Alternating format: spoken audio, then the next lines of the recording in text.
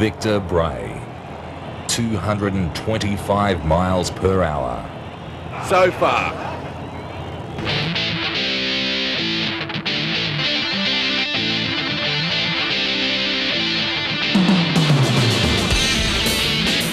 Drag racing. Gut-shaking, ear-splitting, tyre-smoking action. Supercharged race cars and bikes going head-to-head, eating up the quarter mile at phenomenal speeds. And legions of dedicated fans all over the country are lapping it up.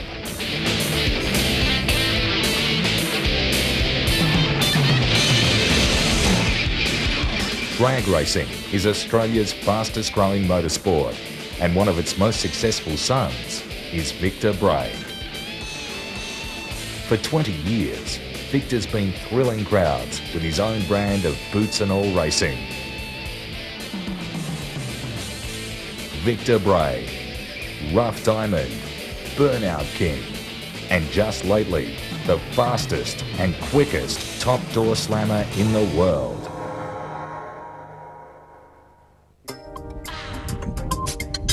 And this is where it all began, burning along the dirt tracks on the family tomato farm north of Brisbane.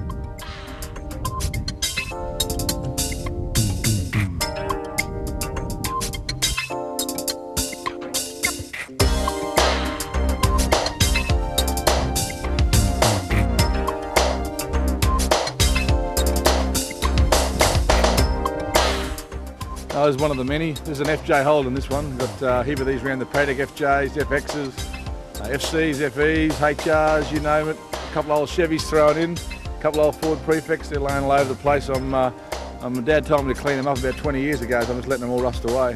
Dad, and the influence he had over me when I was young was probably most of what started it all off. One of the distinct things I remember is Dad changing the bearing in the bottom of one of the old Chev trucks here. I remember him pulling the bearing out, it was all worn, he put a bit of leather in there. And it always amazed me that it kept running, still running today.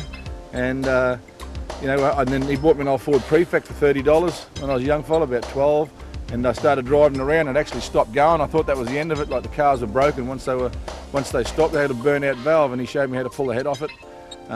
We bought a new valve, lapped the valve in and kept driving it, and it was just absolutely amazed me and probably thrilled me when I was a young fella to see that you can actually fix these things up and get them going again. He was always interested in anything that moved on wheels.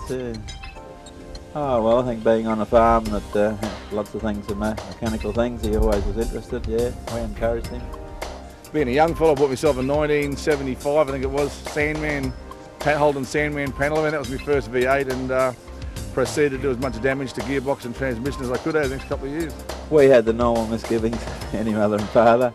It was, the boys were fairly rough on wheels around the paddock, but I think be fairly standard for country boys of their time. You just learnt to live with it and hope that...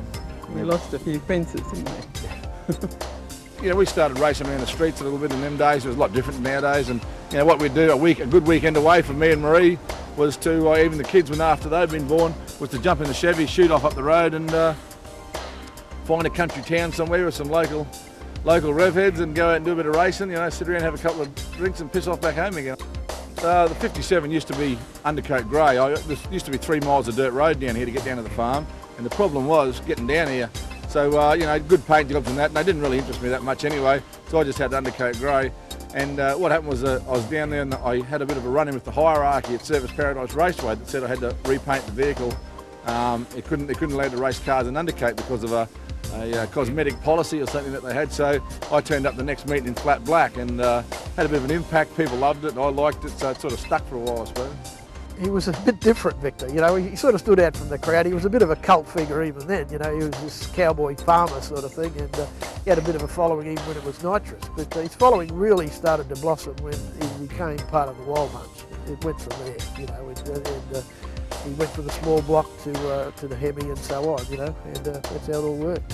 We were running the street meetings at Surfers Paradise, and that's where I reckon that Victor started. There was nothing else but surface in those days, apart from Sydney track and all that sort of stuff. And Victor was running the street meetings. Had this black 57 Chevy that he's still got out there with nitrous oxide on it, small block Chevy. And he ran with that. Victor ran at our opening meeting as well with that nitrous oxide, but when we created a thing called the Wild Bunch, Victor threw away his nitrous and put a blower onto his 57 Chevy, and it all started from there.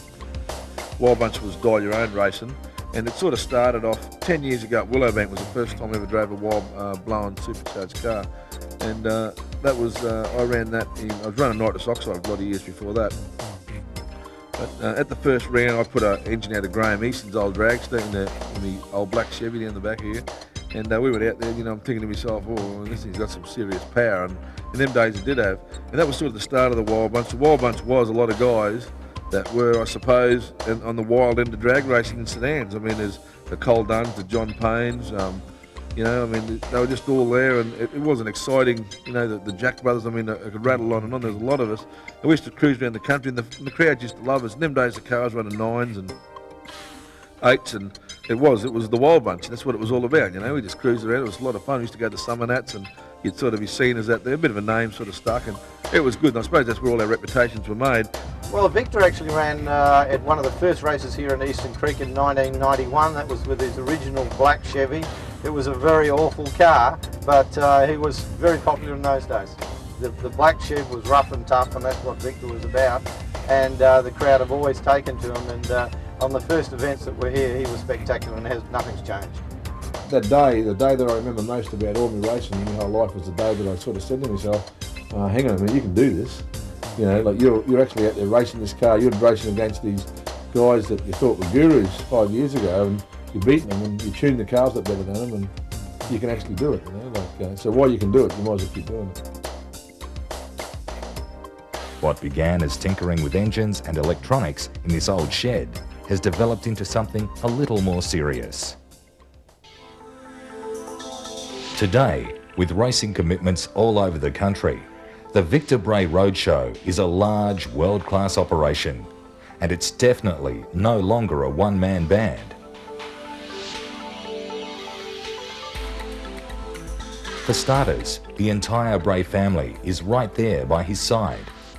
His wife Marie, daughters Kelly, Billy Joe, and son Ben. Yeah, it was very hard. We used to work really hard and spend all our money on the car and eat a lot of tomatoes and cabbages and things that we grew on the farm, but yeah, we survived.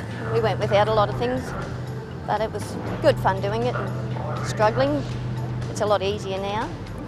I'm quite happy to support Vic and help him like I'm doing now. So I just have to look after the apparel and merchandising side of it all. I order all the shirts and look after everything and make sure we've got enough stock for all the up and coming meetings. I wouldn't do anything else. It's almost a full-time job. It's what he loves to do, so we're always behind him, 100%. And the youngest Brays aren't content to simply watch Dad race. He's always encouraged, said if you want to do it, because I want to be a mechanic, so get the background on all the cars, and he's always encouraged. He said, come down, work with me, and he's teaching me and Bill about all the big engines. And Dad's going to put a 350 Chevy into one of his old race cars, and I'm going to race that, and then slowly get bigger and bigger. I want to race either the top alcohol car that we got or the custom line in the near future. Yeah, when I was a baby, Dad put me under his first street car and revved it, so I got used to smoke already. Yeah, he wants me getting either the funny car or the one he's driving. Which would you prefer? Funny car. Why? They look more fun. I can only give them an opportunity. I can't make them races. I can't make Ben a racer. I can just give him a junior dragster an opportunity to go out there and race, He waited 4 years for his junior dragster. A lot of criticism from him I copped over a long period of time, but at the time we couldn't afford one. I didn't really, there wasn't really the class bracket was big enough, and I don't push any of them to do anything, and it's all their own decision. And yeah, if they want to race, I'm really glad and proud that they want to go racing. Of course, there's the other side of the family, Victor's hard-working crew. For the Chevys to run so consistently fast, these guys put in some pretty long days. 20 hours a day. Yeah, about 20 a day. Every 3 days, easy. But prior to that, the build-up to the meeting's the big bit. 2 weeks of sort of 18, 20 hours a day as well before we even get to the track, That's huge. Everyone gets on edge. Sometimes you say things. Best when you got 5 minutes before you got to go out and just cast them in 20,000 pieces. Plenty of potential there. It's just the hardest thing's getting them down the track straight. You know, work away at it. I'll go faster. How much faster? Who knows? There's no end to it. You just keep going faster. We're not saying. 5 second pass definitely isn't out of the question. Definitely not. This is fun. We love working 20 hours a day. Troy Critchley is the Bray team's newly appointed number 2 driver, and he's not wasting any time in building his own reputation. He wanted someone that could work on the car and perhaps drive it, you know, so he didn't have to have the worry of turning the spanners on both cars, you know, so he gave me a shot. I don't think Victor would put a complete imbecile behind a $250,000 car, you know. So, yeah, I think he thought, you know, yeah, we'll give him a shot, you know, it doesn't seem like a complete moron. I've put his car together, you know, 100, 200 times, you know, and said, just get in it, it's right, you know. But I have no great aspirations of driving a top fuel or anything.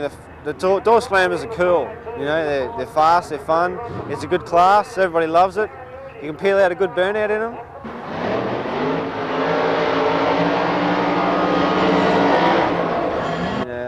I think he had an idea. He just tagged you along and make you work a bit harder. And of course, there's the all-important sponsors. Castrol first became involved with Victor in 1990 in a minor way, and at the start of the 92-93 drag racing season that grew to a substantial sponsorship, and Victor became an integral part of the newly formed Castrol Super Team. The way Castrol Australia views the future is that we're committed to drag racing, like we are to a host of other motorsports, and we are committed to Victor Bray. We think Victor Bray is the best thing that's ever come out of this country in terms of drag racing, and Castrol Australia, as I said, is proud to be his major sponsor. Right, we got involved with Victor in late 1995 when we heard about him from a local dealer in Queensland, and then spoke to him at the Grand Prix in Adelaide. From there on, we got involved in a partnership with Castrol, and that involved us pretty strongly with Victor, and where Victor agreed to run a second car devoted specifically to Konica. Anyone that knows Victor will know that he's 100% into drag racing and 100% into looking after the people who come to look at drag racing, whether it be a sponsor or whether it be a participant or whether it be a spectator. And that's exactly why we like Victor. High profile and all-round good guy for the sponsor.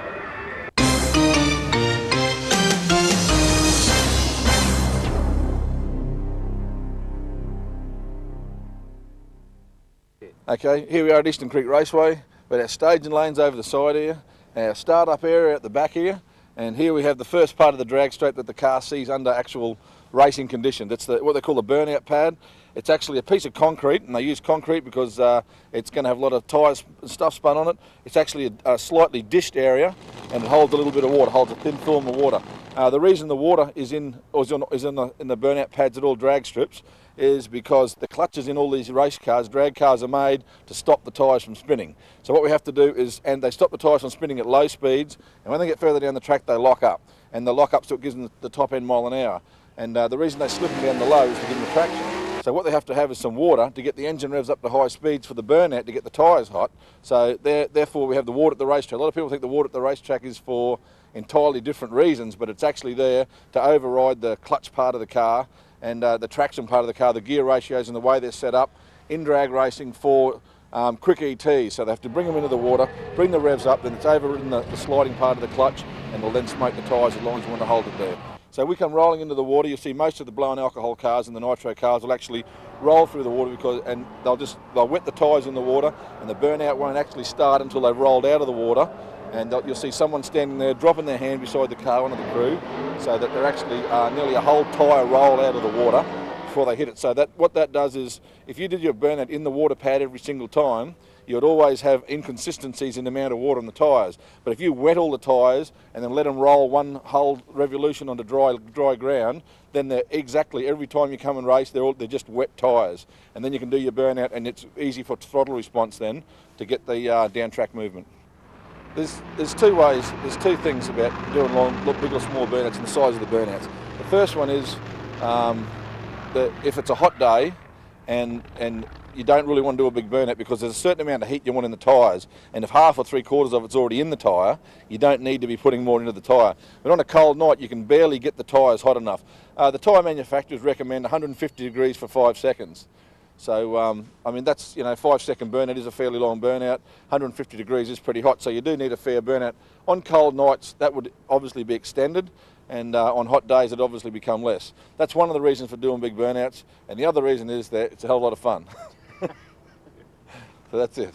Here we are, we're sitting in the car, and hopefully everything's been checked and right, and we're pulling up, and we're going to pull the car into stage.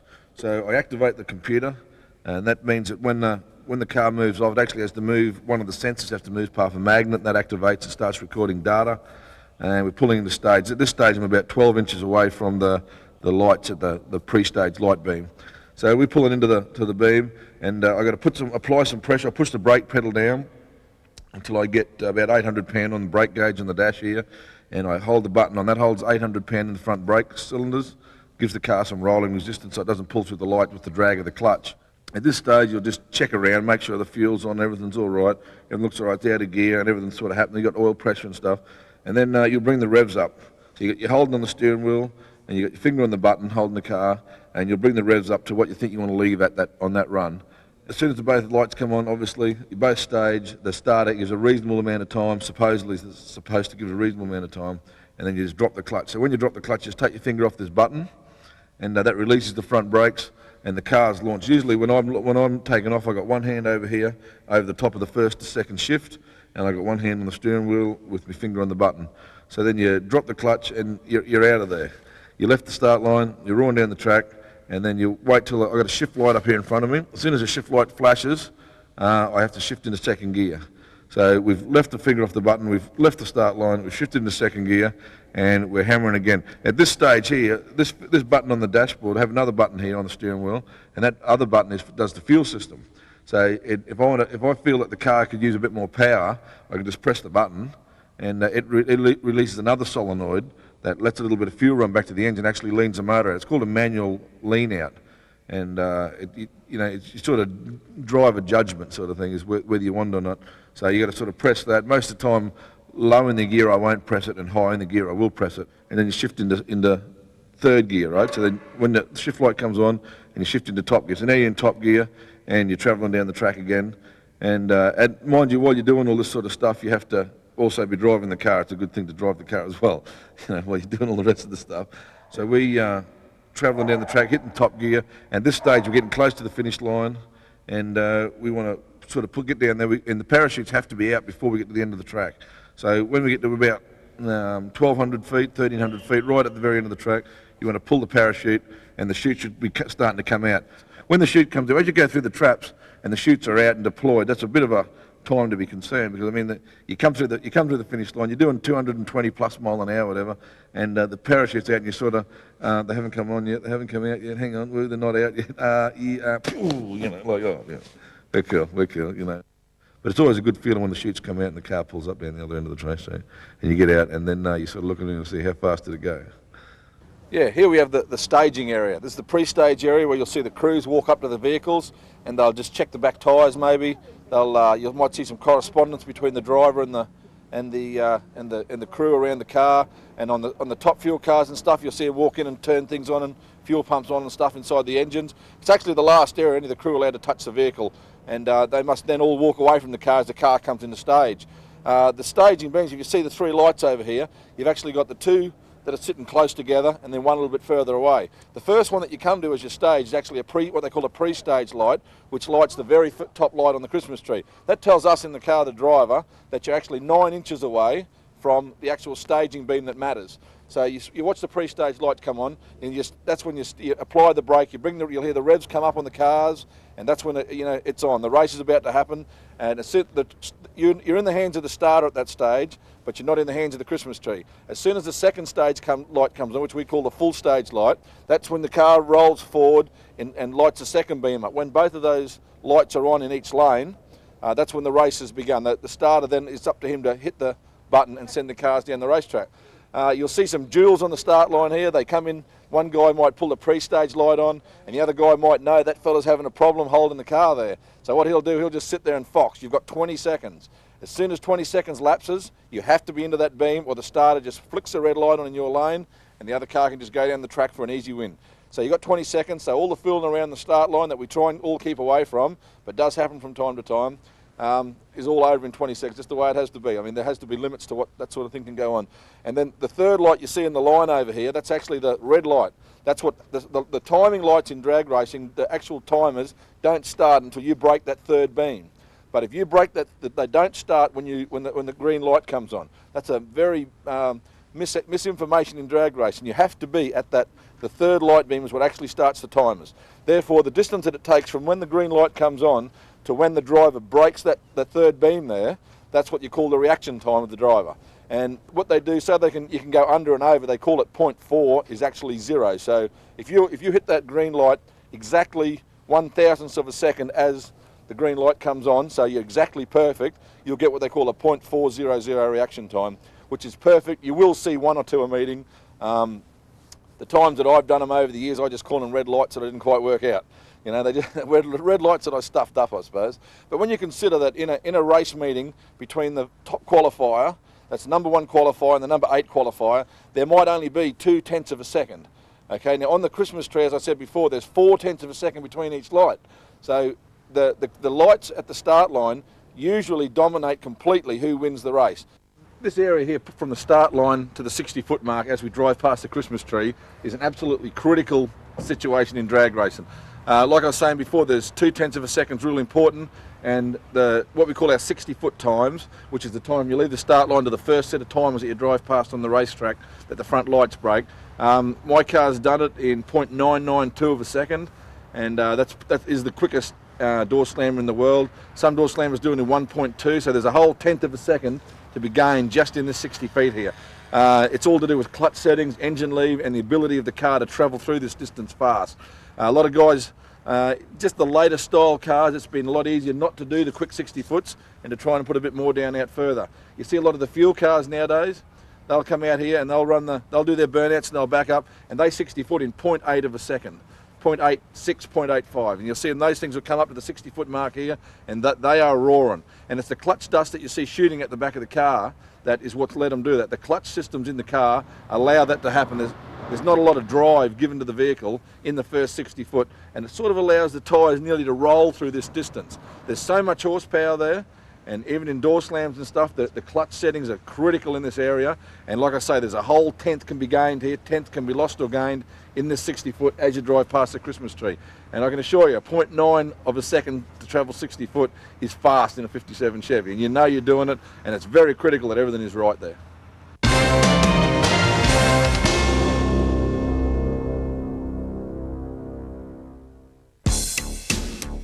In June 1996, at Willowbank Raceway, Victor Bray, the rev-head tomato farmer, made the incredible happen.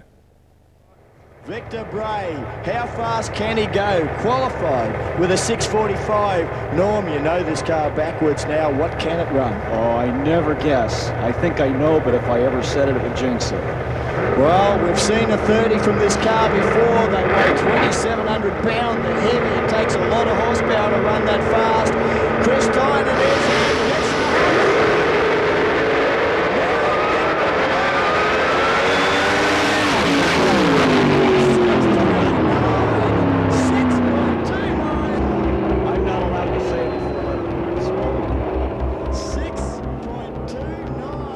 In a perfect harmony of horsepower and traction, the 57 Chev clocks 6.29 seconds at 225.79 miles per hour. An Aussie had snatched the door slammer record from the Yanks to become the quickest and fastest in the world. I've done a lot of sort of runs over the years, and you can sort of feel, and it wasn't that good, and you get out and you think, this guy's going to tell me that was fast. And you get out of the car and you think, now, I did that run, and I thought, now everything just went too good. I saw the shift light in low gear, I saw the shift light in second gear, I drove at the other end, the shift light come on at 1,000 foot, so I know it went to high revs, the parachutes come out, I pulled up, and the parachutes pulled up, didn't pull me up, so I was probably going pretty fast. And you're sort of sitting on, and I was rolling around the corner that particular run thinking, that was healthy, that was a good healthy run. I jumped about 6 feet off the ground on the star line, I think, and I don't know, it was just a really good moment. I cried, ran up, oh, it was wonderful. And how did Victor decide to celebrate the big day? I had a cappuccino and two little biscuits, and it was a really nice afternoon. Oh, and 2 bottles of rum. Oh, it was sensational. It was great for the sport. It was great for Victor. Victor's brought a lot of things with him. He's brought Castrol into the sport very strongly. That's good for us. He's brought a personality and a strength into the sport that's been amazing, and that's what racing's all about. It's about having heroes, and for him then to develop his personality and then go on to be literally the best in the world was fantastic.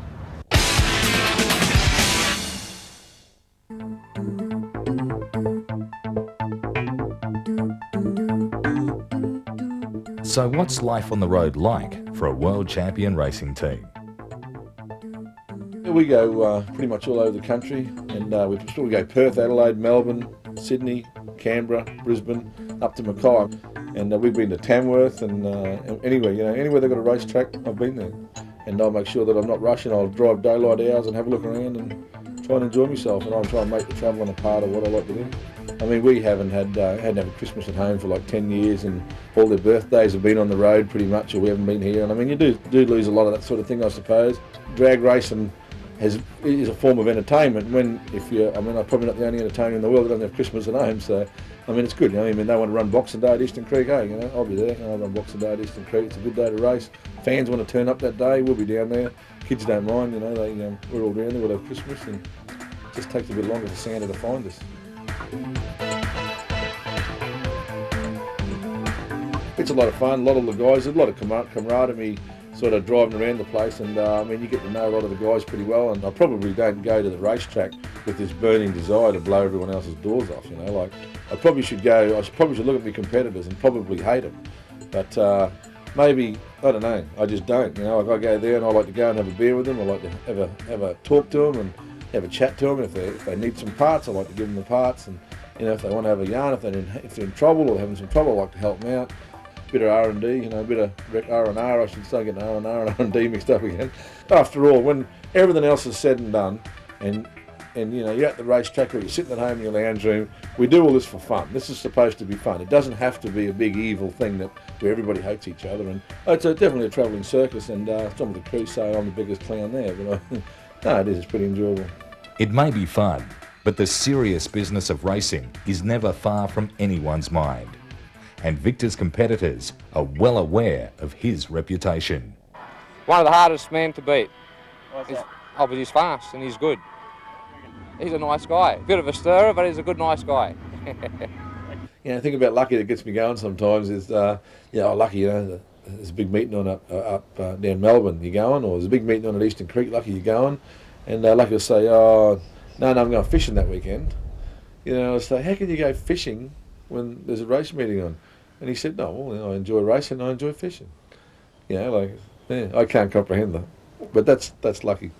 He's got more parts than most of us, and he's got better gear in a lot of cases, and it takes a lot of skill to get round Victor. When Victor comes to Perth, he comes to my place for a visit, and vice versa and that. But on the track, well, he's a competitor like anybody else, and we're all both out to win, In the days of getting 200 mile an hour runs in 6 seconds and things, I was hearing about this guy from the West called John Zappia. Never even knew him from a bar of Solvol, And I heard about this guy just run he's just run a 7.2, and I'd think, hang on a minute, that's nearly a 6, isn't it? He's just run 198, and I go, hang on, this isn't supposed to be happening. This is supposed to be, you know, the East Coast, blah, blah, and, you know.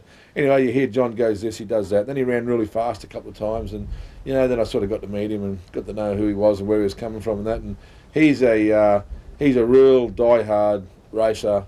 Nothing much else means much to him, and, you know, I mean, he's very family orientated, but I mean, as far as racing goes, John's a real hard nut. He's balls and all, everything all in, you know, hold nothing back. Who cares? Let's just do it this run, and then we'll worry about next run after this run's over. Well, he's the best, eh? He's the quickest. Whoever's the quickest is the one you like to beat. But I sort of like racing him, you know, because he's the quickest, plus he's a good bloke, you know. We got the record for the quickest forward in the world, and Victor's got the record for the quickest door slammer in the world, so it's good, really. I mean, Victor's, in my opinion, is the best thing that's happened to drag racing in the last 5 years, you know. So. Benny Gatt's probably the longest term, most respected drag racer in this country as far as door slammer racing goes. Him and Joe have been around for, I think it was 342 years or something, and they've been around since the 17th century. They've done an awful lot of racing. They've been right at the top of nitro racing. They've been in the early days, they've sort of done, there's not much they haven't done, and they've settled on Wild Bunch racing in their Falcon and Top Door Slammer in their late model Ford. And they're great guys to be around a racetrack with. They're real barrel of laughs, good fun to be with. And, you know, if anyone... race meet's not a race meet without Benny and Joe Gatt there. One heck of a tough customer, yeah, definitely, yeah. Since he switched to the screw blower, he sort of pulled away from the rest of us considerably. The screw blower's being more efficient, so, I mean, hence the bigger gap. So we've had to change over to a screw blower ourselves so that we can hopefully narrow the gap between him and us. Peter Gratz is you know, he come on the scene a couple of years ago. He's pretty tough to beat. I'm probably guilty of going out there too hard each time and trying to go as fast as I can. He takes the tack of he wants to win the most amount of races he can, so he does. We'll be out there trying our best this weekend, and so will the other guys. They'll all be out there to try and pip him as well. So who knows? Anyone can win. You only have to have one bad mistake, one slight error, and you know, you either win or lose a race because of that. You know. If I had to pick one guy out of this Australian we're talking about, if I had to pick one guy out, I suppose that the hardest guy to beat's Peter Gratz. The guy I most like to race is Peter Gratz, and if I'm going to beat somebody, the guy I'd most like to beat's Peter Gratz. But I suppose the guy I like to beat is really the guy on the other lane, and just at this particular time it happens to be him. As a team, they all race one another, all want to beat one another, but at the end of the day it's all here to provide entertainment for the crowd. Yeah, Victor was very strong in getting the association off the ground in the first place. And if anyone didn't need an association, it's Victor. I mean, he's got it pretty well. I mean, he's had to work to get there. But yeah, he was very much for the association. Of course, he's a great ambassador for it.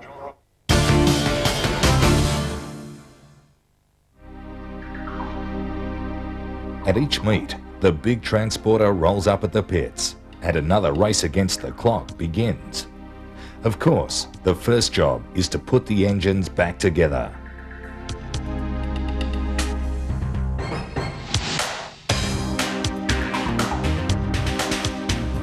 Once the cars have passed muster at scrutineering, it's time for the first pit warm-up. You start the engine up, you warm it up, and you check all the rockers because you know they've got oil under the lash caps and stuff like that to make sure that you know the engine's run now, it's been warm, and you just want to make sure all that part of it's right. Double checking everything, that you've put the car back together properly, that all the clips and all the safety things are in place, all the bolts are tight, and you haven't sort of forgotten. And the guys will check it 2 or 3 times for me. Now the team's ready for the qualifying runs. Then obviously on the first run, when everything's new in the car again, and each time we go out there everything is virtually new, obviously it's what we call a shakedown pass. You go out there and you try not to actually, unless you're really late or something, it's your last one, your one shot, you'll just, you know, run the thing fairly rich or something. You'll do a run that, you know, basically just determines the state of the racetrack, the state of the air on the day, the fact that did you get the engine together properly. And you'll come back and you'll check it all out. You'll check the oil filter, you'll check all the rockers again, you'll make sure the gearbox is all shifted properly and all sorts of stuff. You just have to determine after the first run exactly your tack for the day sort of thing. So on the second run, you want to be seeing a reasonable sort of number. You know, you want to put yourself in the field. If you didn't get in the field on the first run, you really want to be getting into the field pretty solidly on the second run. And you know, maybe that's the only other qualifier you're going to get. So by this time, you've altered your clutch settings, and you know, you've pretty much got yourself where you want to be for the day. Computers in drag racing, you have to always remember that computers in drag racing, we're not allowed any management at all. Only thing we're allowed to do is log data. So we're allowed to log data on a run, and at the end of that run, we're allowed to download in our computers and read what happened on the run and make alterations manually for the next pass. But then the racing starts, and that's when things get really hard. You're very pushed for time. You've got 40 minutes to an hour between each round. You have to go through the engine meticulously, like the rockers and the bottom end. I mean, you have to check the filters and the gearboxes and continually check that nothing went wrong in the run before. Tyre pressures, make judgments on the track. You know, make a call on the track. Watch who you're going to run in the next round. How does he run his race? You know, do we need to be really stepping up here? Are we running the top qualifier And you know, you got 60 minutes, and they're going to be calling you in 40 minutes. You know, they're going to start screaming, you know, top door slammer to the staging lanes now. Victor's made it through as top qualifier, but the margin for error is down to 0.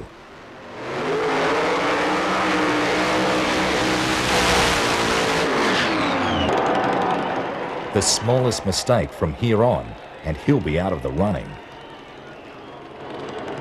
I mean, you might be top qualifier, he might be bottom qualifier, but that's only just a word someone tagged on the end of your qualifying position. That's got nothing to do with who's going to have the good, the bad luck, who's got the good, the bad lane, and was he foxing when he qualified? Did he want to qualify number 1? Did he not want to qualify number 1? Anyone can beat you on the day, it doesn't matter who they are, and it doesn't matter where they qualified.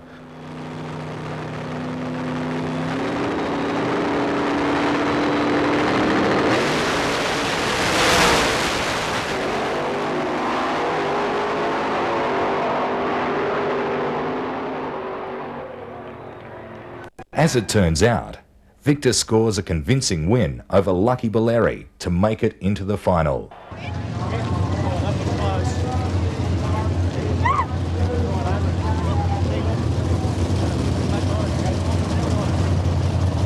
The fastest door slammers at the meet are about to go head to head.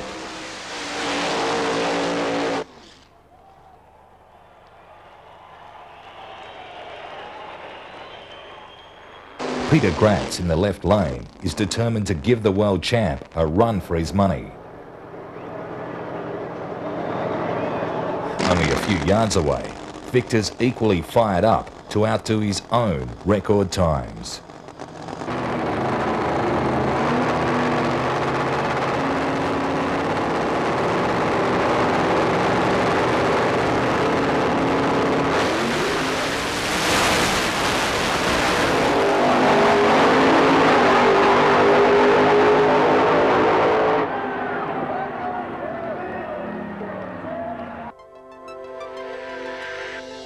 In his quest for outright horsepower, the car gets loose at the 300-foot mark. As the tyres start to smoke, Victor's forced to back off the revs. Incredibly, it happens again at 700 feet, and the foot comes off the throttle once more. Despite the setbacks, Victor still clocks a superior speed of 220 miles per hour. But over the distance, Gratz pips him at the post by 100th of a second. As Marie and the crew reach the end of the track, Victor realises he's blown it. With no one to blame but himself, the frustration's hard to bear.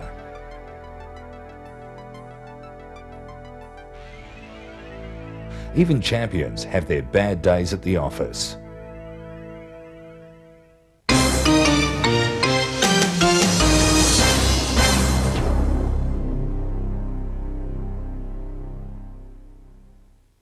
Okay, now we've got past the 60-foot mark, and if the car's still going straight down the racetrack, there's a lot of back-offs in that first 60-foot area.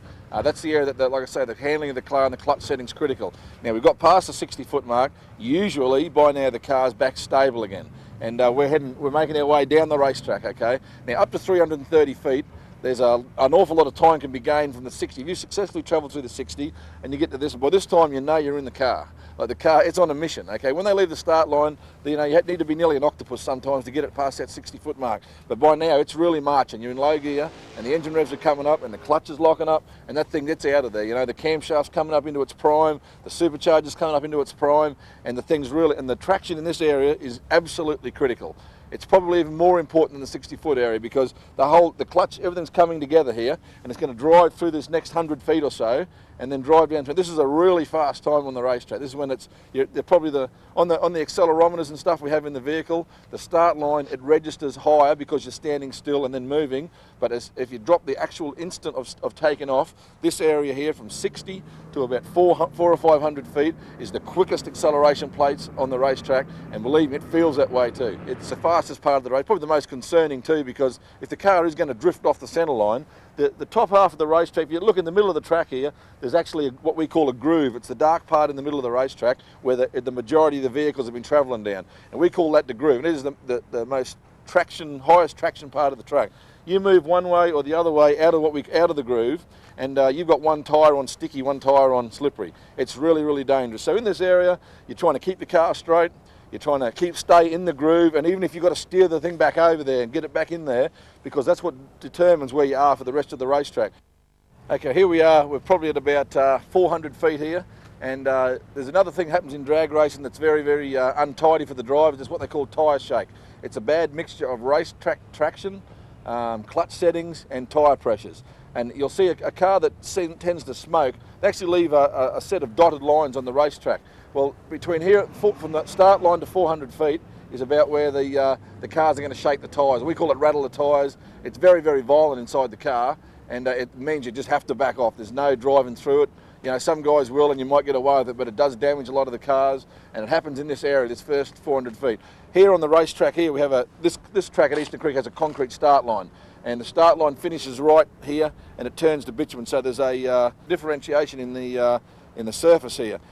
You don't only just see it and feel it here. It's also when you're driving. You may, it depends on the weather conditions and the way that the whole track was set up and the way that it's been prepared and stuff. There has been instances where you can actually smoke the tyres driving off the concrete onto the bitumen, and it's only because of the preparation, weather conditions and stuff. Here today it looks good, it doesn't look like it'll be a problem. I mean, if you're still straight here and you're in the groove and you're heading down the racetrack, you're probably in with a pretty good chance to get to the other end, you know. Well, here we are at halfway down the racetrack, 660 feet. It's another one of the incremental timers on the track. The incremental timers are at 60 feet, as we talked about, 330 feet, 660 feet, 1,000 feet, and obviously the 1,320 foot mark at the end of the racetrack. Each one of these, so we can help tune the car and set the clutches up in the car. What they have, they give us the ET, the elapsed time, and the mile per hour for each of those increments down the racetrack, and this assists us with timing. Again, in the middle of the racetrack here, depending on the surface again, the temperature, the weather for the day, the weather for the few previous days, and how well it was prepared, depends on whether a lot of cars can go up in smoke in the middle of the track here. And that's just the way it is. I mean, the track on the day is what you have to judge. You have to judge the condition of the track, the gear ratios in the car, the clutch settings and the tune-up in the car. You have to go down the racetrack. At the end of the day, you have to go down that racetrack as safe and fast as you can. And that's what it's all about. Understanding the incrementals on the track, understanding the surface of the track, understanding your gear ratios in your own car. And once you get all that right, it's too easy. Okay, by the time you get to the 1,000 foot mark, you can see the finish line down there. The finish lines are designated by the white crosses on the centre of the racetrack. It makes them fairly easy to see it at speed, although there's always stuff on the side of the track, you know, the lights and stuff. And at 1,000 foot, you're really looking for some mile an hour then. I mean, the car should be in the middle of the racetrack. Things should theoretically and hopefully be going all right at that stage. And you come up to the line, the parachutes on the drag race vehicles actually have to be deployed before you get to the finish line, so they open at maximum speed. And that's what makes them come out good and clean. And so probably by the time you hit the finish line, you've actually got the parachutes out. If you're looking for a big mile an hour, you can possibly what they call drive it out the back door, which means you'll drive the thing past the finish line, then pull the parachutes. And that today, the way they get the timing, the mile an hour, they actually measure 60 foot before the race, the finish line, and 60 foot after is the old method.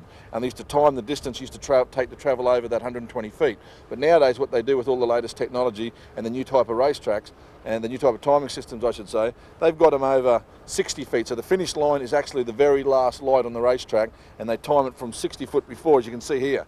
And so it's driving it out the back door is nowhere near as important as it used to be, but it's still, if you want to go for good mile an hour, you're best off staying under power till you get to the actual finish line and maybe not deploying the chutes. It's not a good practice, and I don't do it unless I've absolutely desperately got to, and there's obviously some race tracks in the country that you can't do it at because of the short braking area. And when they come out, you know they come out. When the two parachutes deploy together, there's on the accelerometers in the car, there's about 4 Gs of deceleration, which is in top fuel racing and stuff in the States where they're doing 318 mile an hour, it could go up to 5 Gs, 5.5 Gs of deceleration. Actually, in some of the older drivers that are stuck around as long as they can, causes some retina dislodgement in some of the most famous guys, Don Gartlett's. It's extremely violent. It's violent on the pads, on the front of the seat belts and stuff, but it is another thrilling part of the thing. I mean, once you've left the start line, you've driven the thing down the racetrack, you've reached 220 mile an hour, in my case in a door slammer, and you get to the finish line, you pull the parachutes out, and when they blossom, if all's going well, you know you're going to stop. You know, they're out, you're pulling up, and you roll up in the corner there, and you're looking for someone jumping or cheering in the crew, or you might have an idea what went on, but close racing, and you know, coming from behind, it's very, very difficult to understand who won that race until you actually pull up. You get round there, the marshals at the other end for some reason don't ever usually know what's going on. I suppose it's a big job for them to know what everyone happened all day, you know. So no, it's a pretty exciting time. Then you wait for the crew to come up, or if the crew's coming up blowing the horn, yelling and screaming out the window, something good's probably happened. But if that they might have been offered a job with another crew.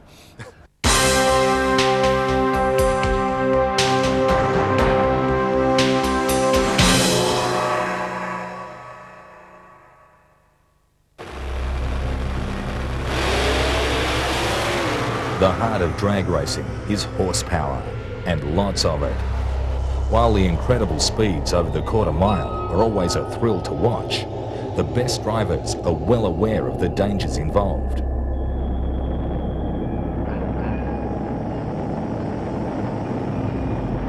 But you have to understand every time you go out there, I mean, you have to be ready for that run. You're going out there to do 220 mile an hour or something. I mean, you're not going out there to push a pedal bike down a hill. I mean, these cars go extremely fast. They get very loose. They slip around a lot. But like I said, they were actually built to go that fast too. So yeah, the danger of it is extremely bad. We do every single thing we possibly can to make the cars as safe as we possibly can.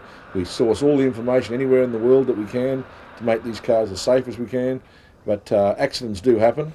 Oh, I'm always worried about every pass, but it's a very safety-minded sport, and Vic's a very safety-minded guy, so you can get run over by a bus. But, so yeah, I do worry about him though.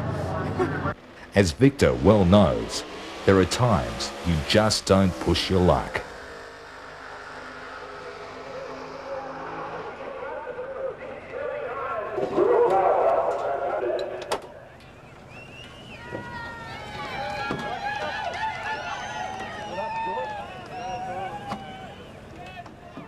We revved it up, dropped the clutch, seemed to have broken the blower belts, leaned out. There's a little bit of oil in the track.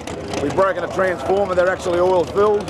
We're not too sure, we need to go back, tear it apart a bit, drop the pan on that, rip the head, see what we've got wrong with it. You pulled it off pretty quick, so you sort of knew fairly quickly what had happened. Oh yeah, they take off pretty fast, and the thing didn't take off, so I'd get her off the racetrack. The next guy behind me don't want my oil in his racetrack.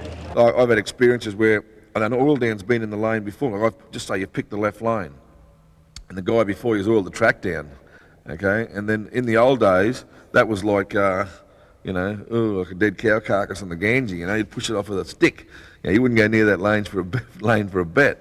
But the thing is that nowadays, with the preparation skills that the racetracks have got, you know, if someone oils down a lane, they're going to go out there with rice husk, and they're going to put rice husk right down the lane. They're going to get a big vacuum cleaner out and vacuum it up so there's no oil left on the racetrack. Then they're going to go out there and spray it with VHT a few times. Then they're going to blow it off and heat it with a jet dryer. And you know, you've got to sit there and think to yourself, I think that's the lane I want to go down. Because that lane has just been just had like $5,000 spent on it. You know, and you've got to think to yourself, I mean, fair enough, it had oil in it 20 minutes ago, but now I think that's the best lane. And nowadays, you know, depending on where you are and who's preparing the track and the conditions and how bad the oil down was and you just got to sit there and watch. And yeah, I would tend towards the repaired lane more often than tend towards the non-repaired lane when you got lane choice.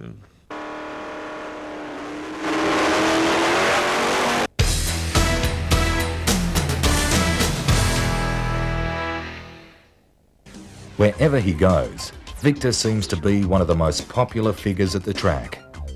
In the punter's eyes, he can do no wrong.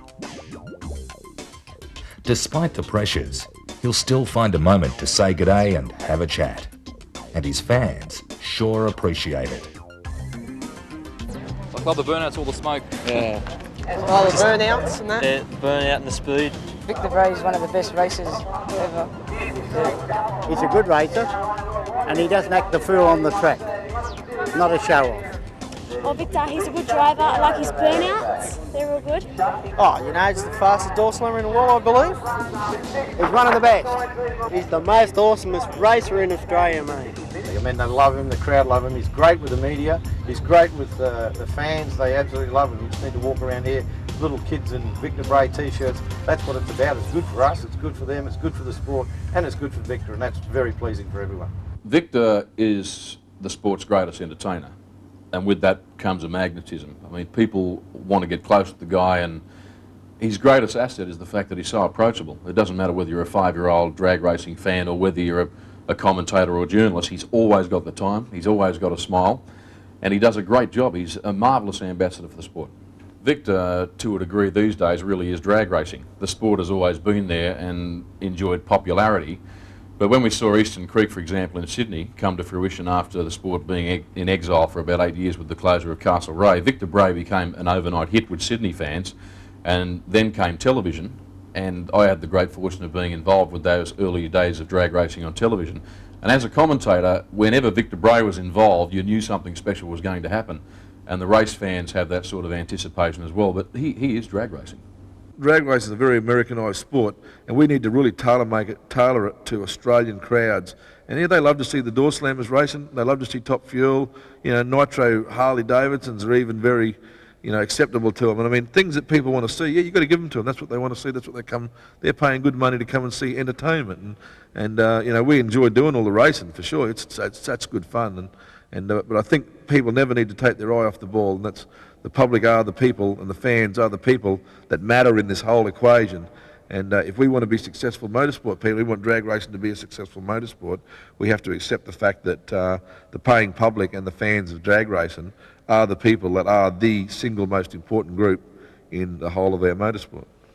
These days, the family home is crammed full of awards, souvenirs and treasured memories. It seems Victor's won every trophy possible, with one notable exception. During 1996, Victor competed in and won the first official Group 1 Top Door Slammer Championships.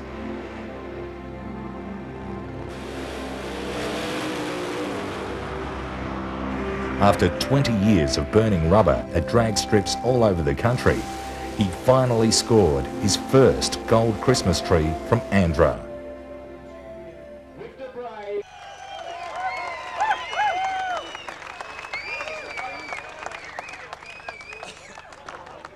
Thanks a lot, guys. Well, look at that. They finally handed me one. That's terrific. I just want to congratulate Peter and his team. Gold Christmas trees, but they're like the gold logie of Australian drag racing. And I've missed them. I've missed out on 5 or 6 of them by a thousandth of a second, and another 5 or 6 by a couple of thousandths of a second. And like a bridesmaid. That's why I'm wearing these bridesmaid dresses around. I know exactly what I'm doing this. With so many triumphs already behind him, where does the world record holder go from here? I think I'd absolutely love to race in America, but you got to remember, in America, if I turn up on America's shore with my car and paint it flat black and start racing, I'm no one. That's it. When you get over there, I mean, maybe nowadays, this guy's the fastest guy in the world or something, it might mean something to him, but basically when you get over there, you're one of 500 people and no one even cares that who, what, when or how, and if you have to start from scratch and you have to go out there and you have to start making your own name all over again, and I mean, if you want to race against those guys, you have to make sure you know what you're doing, and you have to make sure you can beat them at their game, in their country, on their racetrack, with their cricket bat and ball. So I would absolutely be delighted to go to America to race. I'd love to go to America to race. I don't see me ever doing it, but we've had a couple of plans in the past that have fallen through, and if ever the opportunity arose and I could see myself financially and time-wise and family-wise to go over to America and run a season over there at a level that I want to run at, which is the very top level, I would grab the opportunity with both hands and run with it. So what about Top Fuel? I've been offered to drive a Top Fuel cars a couple of times now, and they're all right, I think. I mean, I think they're good fun. I suppose in a way they're the kings of the sport. I don't think they hold the public's imagination in that the way that they are. I mean, they're just wild, explosive things that just, you know, they get to the other end of the track, it's, oh, wow, look how fast that went. And if it doesn't get to the end of the track, it's, oh, wow, look how that blew up, you know. And they're wild things that I don't really see me. I'd love to have a go at the. I'm not really interested in driving Top Fuel or Nitro. You need little lightweight jockeys for that. But what really attracts me about Top Fuel is the engine tuning and stuff. It looks so hard and so unpredictable and so hard to do and so hard to get right that I'd really love to have a crack at it. Or maybe Top Alcohol. It's an excellent scene in Australia, so yeah, maybe do a bit of Top Alcohol racing, do it as a team manager for a starter. And if I like it and I can be competitive at it and I like the scene in Top Alcohol, I think I'll I have my own ideas of the chassis. Coming from Door Slammer, I have my own idea of where I want a Top Alcohol chassis to be. Where they are ain't where I want them to be. So I'll invent my own chassis and I'll play around with a bit of stuff and build one that I can get in and out of, easy enough, safe enough, and yeah, maybe do some Top Alcohol racing in the future. I'll just have to wait and see what happens. Whether he ultimately decides to take up the challenges of a new class or just keep pushing the 57 Chev to its limits, there's no doubt that this easy-going Queenslander will continue to thrill the crowds with his own unique brand of showmanship. For Victor, it's still like the old days, just cruising from town to town looking for the next race. But back then, no one would have guessed that he could have taken on and beaten the Yanks at their own game. What they didn't know was that Victor was prepared to put in the hard yakka, to learn by his mistakes, to always get up and have another go, to be the best he can be. I just believe I should be doing the very best job of it while I can do it, and while the fans want to see me run, and I can arrange to be out there and race and stuff like that and do it at a level that I really enjoy doing it at.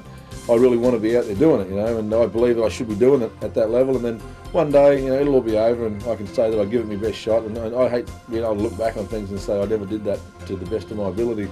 And I know there's some areas, like I was saying a minute ago, about you probably should go to the racetrack and the biggest want at the whole day should be to win. Like, I want to win, don't ever get me wrong, I definitely want to win. But it's not an all-encompassing thought of mine when I turn up at a racetrack. What I want to do at a racetrack is go to the racetrack, have an enjoyable day's race, and load it all back on the truck and go home safely. If I can do that, that's my first preference at a race meeting. Enjoy the fans, enjoy the company of my family, enjoy the company of my crew, enjoy the company of the other racers, talk to the fans all day, pack it all up and go home, give them a day's entertainment. I have fun, they have fun, we all have fun, safely locked up and go home. If I can do that, that's more important to me than winning any day of the week. Despite the glory of a world record, all the media attention and the responsibilities of running a professional racing team, you couldn't say that Victor's changed all that much. We're trying our best. Piss off, dog. In like being a farm boy mechanic and sort of a self-taught mechanic, dog, piss off. Victor Bray, tomato farmer, good bloke, and world-class drag racer.